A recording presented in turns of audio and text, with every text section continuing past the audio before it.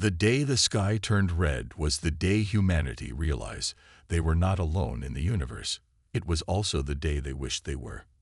Earth's major cities buzzed with their usual activity that fateful morning. New York's streets teemed with yellow cabs. Tokyo's trains ran like clockwork, and London's pubs prepared for the evening rush. No one suspected that high above, beyond the blue expanse of the atmosphere, an armada of alien ships had just exited hyperspace.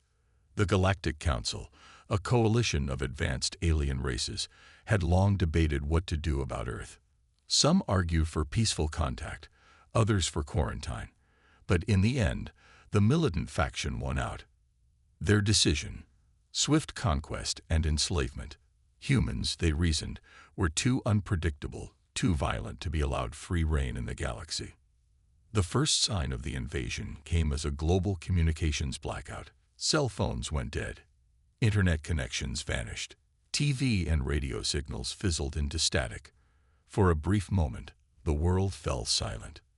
Then came the ships. They descended from the clouds like enormous metal locusts, their hulls gleaming under Earth's sun. In every major city, the massive vessels hovered, casting mile-wide shadows over stunned populations. Panic erupted in the streets as people ran for shelter, their screams drowned out by the deep, bone-shaking hum of alien engines. World leaders scrambled to mount a defense, but it was like bringing a knife to a gunfight. Earth's most advanced fighter jets were swatted from the sky like flies. Tanks and artillery might as well have been throwing pebbles for all the damage they did to the invaders' force fields. From their ships, the aliens deployed swarms of smaller craft. These darted through the air with impossible agility, firing energy weapons that turned buildings to ash and vehicles to molten slag. The world's militaries crumbled in hours. As the dust of destruction settled, the true horror began. Tractor beams of shimmering light descended from the ships, scooping up humans by the thousands. Men, women, children. The aliens made no distinction. Like a horrific parody of the rapture, people were lifted into the sky, their terrified screams echoing through devastated city streets. In the countryside, farmers watched as their crops withered and died, victims of some unseen alien weapon. The oceans boiled, steam rising in great clouds as marine life floated to the surface. It was as if the Earth itself was under attack, not just its human inhabitants. Underground bunkers and remote military bases offered no sanctuary. The aliens wielded technology that could peer through miles of rock and steel. One by one, humanity's last holdouts were rooted out and overwhelmed. Within a week, it was over. The once proud human race, with its dreams of space exploration and visions of a bright future, was reduced to a conquered species. Those who survived the initial onslaught found themselves herded into vast camps, guarded by towering robotic sentries that looked like a cross between a praying mantis and a tank. The aliens, revealing themselves at last, strode among their new slaves. They were tall, spindly creatures with iridescent skin and too many eyes. Their language sounded like glass breaking mixed with dolphin clicks. Through crude translation devices, they explained humanity's new role in the galactic order: servants, test subjects, and manual laborers. As the first human slaves were loaded onto massive transport ships bound for distant worlds, a pall of despair settled over the Earth. Families were torn apart, ancient cultures were erased, and the indomitable human spirit was crushed under the boot of alien oppression. Yet, even in this darkest hour, a spark remained. Deep in the genes of every human, something stirred, a potential that had lain dormant for millennia, waiting for the right moment to awaken. The aliens, in their arrogance, had miscalculated. They thought they were subjugating a primitive species. Instead, they had kicked a sleeping giant. And soon, that giant would open its eyes. Months passed since the alien invasion. Earth, once a vibrant blue marble, now looked sickly and dim from space. Sprawling slave camps dotted the planet's surface, each one a scar on the landscape. But beneath the aliens' watchful eyes, something strange was happening. It started with dreams. Vivid, shared visions that left humans gasping awake in their cramped bunks. They dreamed of stars exploding, of energy flowing through their veins, of minds touching across vast distances. At first, they dismissed these as stress-induced nightmares. But the dreams persisted, growing stronger each night. In a labor camp outside the ruins of Chicago, a man named Jack felt a tingle in his fingers as he worked on an alien machine. He blinked, and suddenly the complex device made perfect sense to him. Without thinking, he adjusted a component, improving its efficiency tenfold. An alien overseer screeched in surprise, its multiple eyes widening in shock. Halfway across the world, in a research facility built atop the remnants of Beijing, a woman named Lei found herself understanding the aliens' clicks and whistles. She hadn't been near a translation device in weeks, yet somehow she could comprehend their complex language. Lei kept this ability secret, listening and learning, her mind racing with the possibilities. Children seemed especially affected by these changes. In an education center, or rather, indoctrination camp, in what used to be Sydney, young ones began to move objects without touching them. It started small, a pencil rolling across a desk, a book floating inches above a shelf. The alien teachers, more scientists than educator, watched with growing unease. These incidents, once rare, began to multiply. A group of humans working in low orbit found they could survive in the vacuum of space without suits, their skin hardening and their lungs adapting in moments of crisis. Deep in the mines of what was once South Africa, workers discovered they could see in perfect darkness, their eyes glowing faintly in the gloom. The Galactic Council's scientists were baffled. Nothing in their preliminary studies of Earth had suggested humans possessed these abilities. They ran tests, took samples, and argued among themselves. Some saw this as an exciting scientific discovery. Others recognized the growing threat. One alien, a senior researcher named Zix Tormal, pieced together the puzzle. Humans, it theorized, had immense latent potential locked in their DNA. The stress of invasion and enslavement, combined with exposure to alien technologies and environments, had somehow triggered a rapid evolution. Zix Tormal took its findings to the Council, urging caution and further study. But it was too late for caution. In a secret facility beneath the Antarctic ice, the Council's most ambitious project was underway. They had gathered humans exhibiting the strongest signs of these new abilities. The aliens prodded and poked, ran cruel experiments, and pushed the subjects to their limits. They thought they were containing the threat. Instead, they were creating a powder keg. Among the test subjects was a young woman named Maya.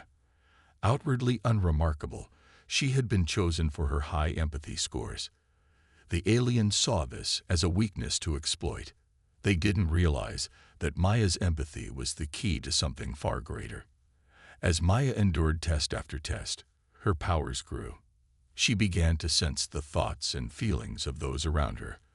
First, the other human subjects, then the alien researchers, and finally, minds from far beyond the facility.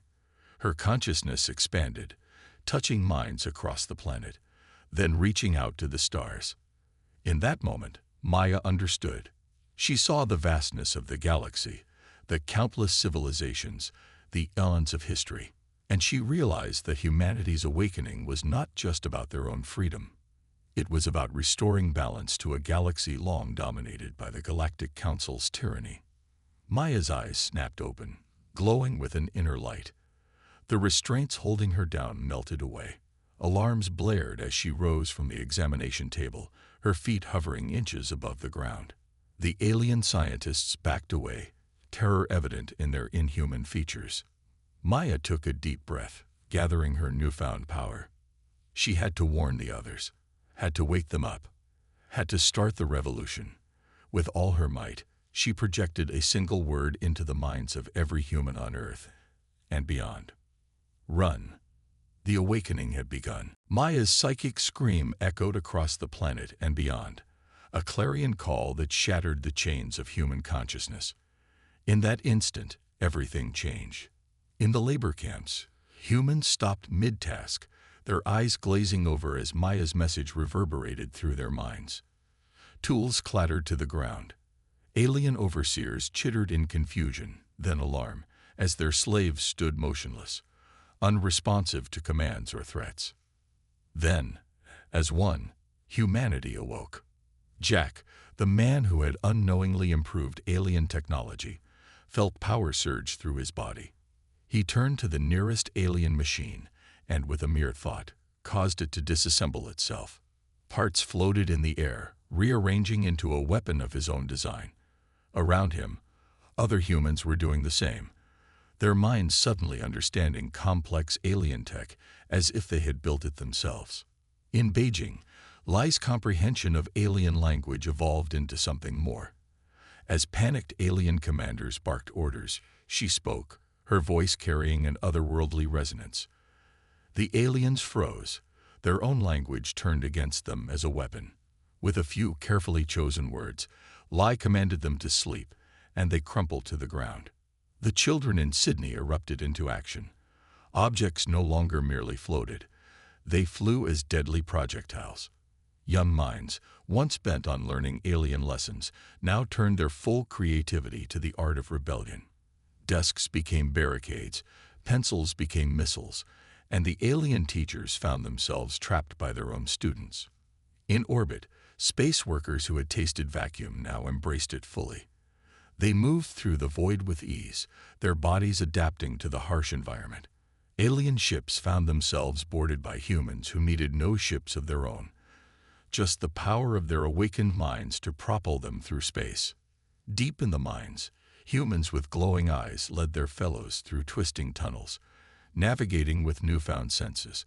They emerged not just to the surface, but through solid rock, their bodies phasing through matter as if it were mist. The Galactic Council's carefully laid plans crumbled in minutes. Across Earth, in orbital stations, and on far-flung colonies, humans cast off their shackles. Each awakened to abilities uniquely their own, yet all linked by an underlying connection, a telepathic network spanning light years. At the heart of this storm stood Maya. She floated above the Antarctic facility, her hair whipping in winds of her own making. Aliens scrambled in panic below her, their worst fears realized. Maya closed her eyes, extending her senses across the planet and beyond. She felt every human mind, a tapestry of thoughts and emotions.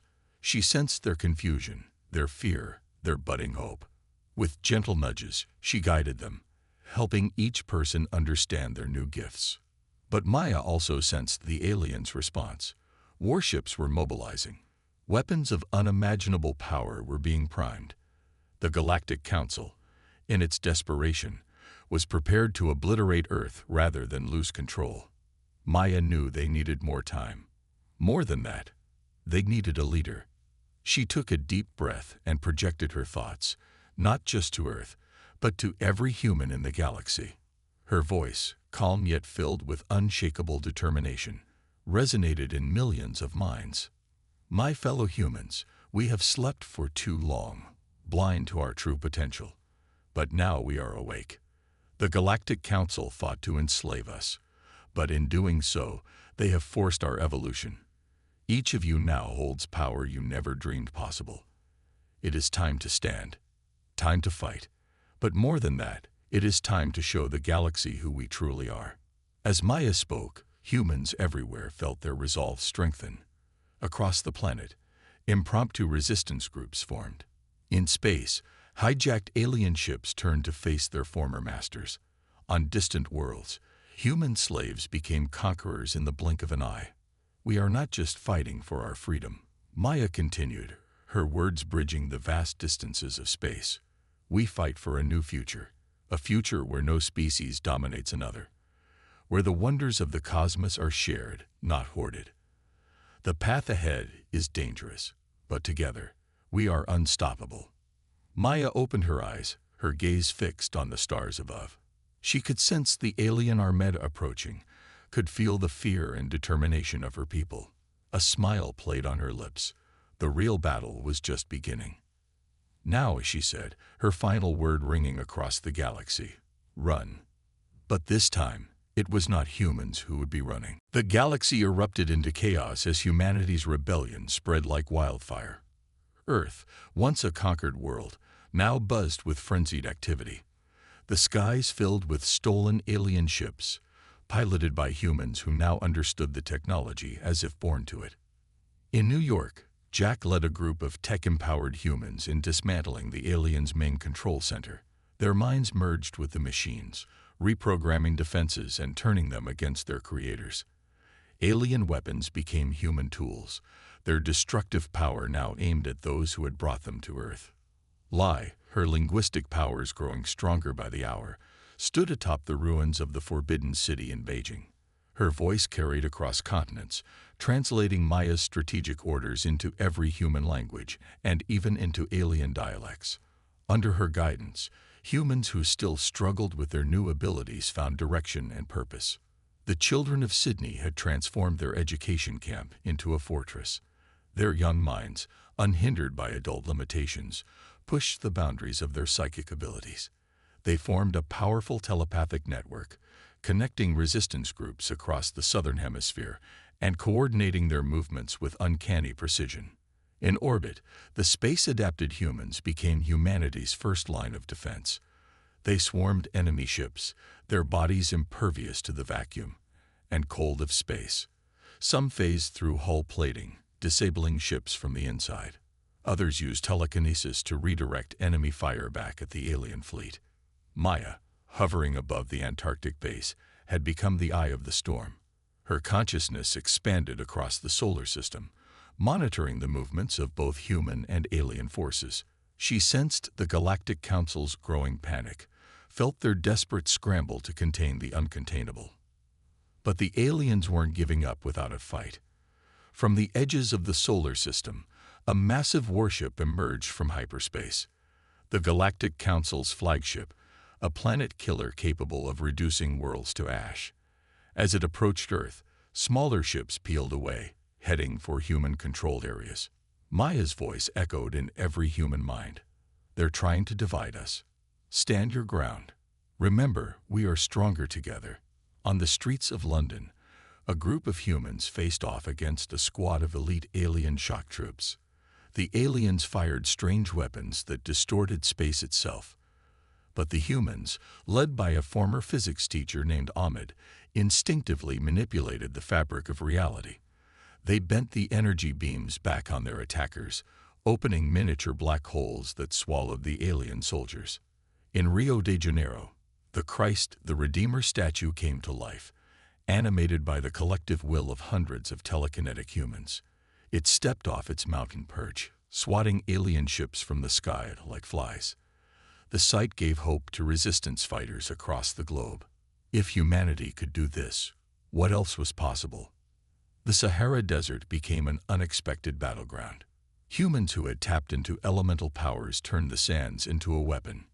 Massive sandstorms engulfed alien ground forces, while others summoned underground water reserves, creating oases that rejuvenated human fighters and short-circuited alien tech. As the battle raged on Earth, the conflict spread to the stars. Humans on distant mining colonies and research stations rose up, catching their alien overlords completely off guard. Outposts fell within hours, their advanced technology now turned to human purposes. Yet, for all their progress, humanity's victory was far from certain. The Galactic Council's main fleet was vast, and they controlled resources across thousands of worlds. Earth, for all its newfound power, was still just one planet. Maya knew they needed a game-changer. As reports flooded in from across the planet and beyond, she formulated a daring plan. It was risky, potentially catastrophic if it failed, but if it worked. She took a deep breath and sent out a call to key individuals she had identified across the globe. Jack the technologist, Lai the linguist, Ahmed the reality bender, and dozens of others whose unique abilities had shone bright in the chaos of rebellion. I need your help, Maya's thought echoed in their minds. What we do in the next few hours will determine not just the fate of humanity, but the future of the entire galaxy. As the chosen few converged on Antarctica, the planet killer ship loomed ever closer. The next phase of the war was about to begin, and the universe held its breath. The Antarctic base, once a symbol of human subjugation, now hummed with newfound energy as Maya's chosen few arrived. Jack, Lai, Ahmed, and others from across the globe converged, each bringing unique abilities crucial to Maya's plan. "We're going to steal that ship," Maya announced, pointing to a holographic image of the approaching planet killer. Gasps and murmurs filled the room. The ship was the size of a small moon, bristling with weapons that could crack planets. "Impossible," someone muttered. Maya smiled. "Impossible is what we do now," she replied. "Jack, can you interface with its systems remotely?" Jack closed his eyes, his mind reaching out across space. "It's heavily shielded, but yes, I think I can create a backdoor." "Good. Lai, we'll need you to confuse their communications. Ahmed, your team will handle our approach. The rest of you, prepare for battle. We leave in an hour." As the team prepared, chaos erupted across the solar system. The Galactic Council, reeling from the human uprising, made a desperate move. They activated ancient weapons platforms hidden in the Kuiper Belt, sending a hail of asteroids hurtling towards Earth. But humanity was ready. In orbit, space-adapted humans linked hands, forming a psychic net. With a collective effort that strained minds and bodies to their limits, they caught the asteroids and hurled them back at the alien fleet. The sight of humans wielding celestial bodies as weapons sent shockwaves through the Galactic Council's ranks. On Mars, a dormant human colony awakened. The red planet's surface rippled as terraforming machines, long buried and forgotten, roared to life. Within hours, the thin Martian atmosphere began to thicken. Alien outposts on the planet's surface found themselves besieged by storms and quakes as Mars itself seemed to rebel. Back on Earth, the tide of battle shifted constantly. In the heart of the Amazon, a group of humans who had developed plant-controlling abilities turned the rainforest into a living weapon. Vines snared alien troops, while trees uprooted themselves to crush enemy vehicles. Beneath the waves of the Pacific, another group communed with marine life.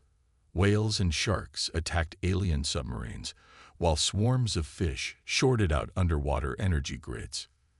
The aliens found themselves fighting a war on land, in space, and now beneath the seas. As the planet killer ship entered Earth's orbit, Maya's team made their move. Ahmed's reality benders cloaked their approach, bending light around their stolen ship to make it invisible.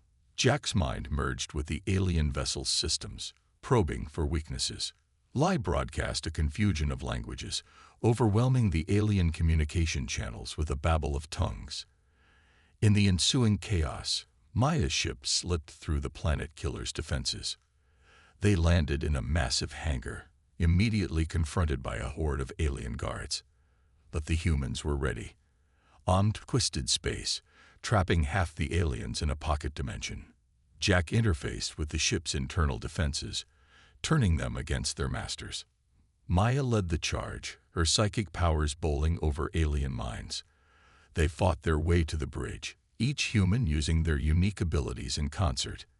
It was a dance of destruction, a symphony of unleashed human potential. As they reached the ship's control center, they found themselves face to face with the Supreme Council itself. 7 alien beings, each representing a major galactic power, stared in disbelief at the human intruders. "Impossible," the lead alien gurgled in its strange language. Lai translated for the group. Maya stepped forward, her eyes glowing with power. "You should have learned by now. Nothing is impossible for us anymore." With a gesture, she froze the council members in stasis fields. Jack plugged into the ship's main computer, his mind racing through alien code. "I've got control," he announced after a tense minute. "The ship is ours." A cheer went up from the human team. But their celebration was short-lived. Alarms blared throughout the vessel. "What's happening?" Maya demanded. Jack's face paled. "They've activated some kind of doomsday protocol. The ship, it's setting a course for Earth's core. If it impacts, it'll destroy the planet." Maya's mind raced. They had come so far, achieved the impossible. She refused to let it end here. "New plan," she announced, her voice steady despite the fear gripping her heart. "We're going to save Earth. And then, we're taking the fight to the heart of the Galactic Council itself." As the massive ship turned towards Earth, humanity's fate hung in the balance. The next few moments would determine not just their future, but the destiny of the entire galaxy. The captured planet killer ship plummeted towards Earth, its massive bulk cutting through the atmosphere like a meteor. Inside, Maya and her team raced against time to prevent global catastrophe. "Jack, can you override the ship's controls?" Maya asked, her voice steady despite the chaos around them. Jack's fingers flew over alien consoles, his mind deeply connected to the ship's systems. "They've locked me out of navigation, but I think I can access the weapon systems." Maya's eyes lit up with an idea. "The main gun. Can you fire it into the ground? Use the recoil to push us back into orbit." Jack nodded, sweat beading on his forehead as he worked. "It's crazy, but it might just work." As they neared the ground, Jack activated the planet killer's main weapon. A beam of unimaginable energy shot from the ship, blasting into Earth's crust. The recoil was tremendous, shaking the entire vessel. Slowly, agonizingly, the ship's descent began to slow. On the surface, humans watched in awe and terror as the massive ship fired into the Earth. Omd, who had stayed behind to coordinate ground forces, quickly realized Maya's plan. He rallied every telekinetic human within range. "Push," he commanded, his voice carried by Li's linguistic powers to every mind. "Give them a boost." Thousands of humans focused their powers on the ship, adding their strength to the struggle against gravity.